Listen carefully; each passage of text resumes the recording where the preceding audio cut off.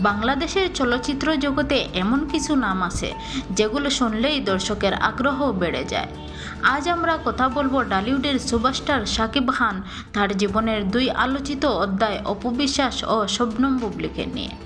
শাকিব খান, যার নাম মানেই বক্স অফিস, যার সিনেমা মানেই আলোচনা। বছরের পর বছর ধরে তিনি শুধু পর্দায় নয়, পর্দার বাইরেও খবরের শিরোনামে থেকেছেন। তার ব্যক্তিগত জীবন সবসময় ছিল মিডিয়ার বাড়তি আগ্রহের কেন্দ্রবিন্দু। প্রথমে আমি অপু বিশ্বাসের কথা বলি।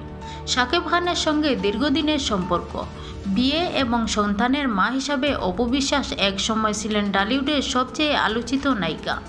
সম্পর্ক ভাঙার পরও তিনি নিজেকে হারিয়ে ফেলেননি, বরং একজন মা ও একজন অভিনেত্রী হিসাবে নতুনভাবে নিজের জায়গা তৈরি করার চেষ্টা করেছেন, যা আজও দর্শকের কুতূহলের বিষয়। তারপর শবনম বুবলী। হঠাৎ করে শাকিব খানের জীবনে তার আগমন এবং বিয়ের খবর টলিউডের তোলপাড় সৃষ্টি করে।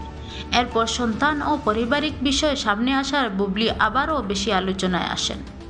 কেউ তাকে সমর্থন করেছেন, কেউ অনেক কড়া কথাও বলেছেন, কেউ অনেকও সমালোচনা করেছেন, কিন্তু বুবলী নিজেও চেষ্টা করেছেন কাজের মাধ্যমে নিজের অবস্থান ধরে রাখতে।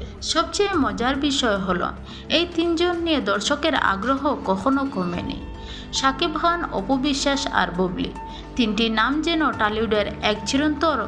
সিনেমা আসুক বা না আসুক, তাদের ব্যক্তিগত গল্প সবসময় এন্টারটেইনমেন্ট নিউজের শীর্ষে থাকে।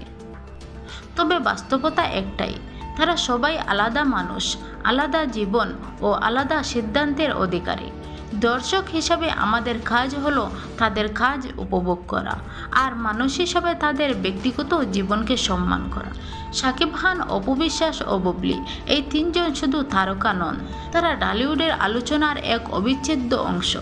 আর এ কারণে তারা থাকেন আলোচনায়, থাকেন এন্টারটেনমেন্টের শিরোনামে। এমন আরও তারকাদের সুন্দর সুন্দর খবর পেতে আমাদের চ্যানেলটি সাবস্ক্রাইব করে পাশে থাকুন। ধন্যবাদ।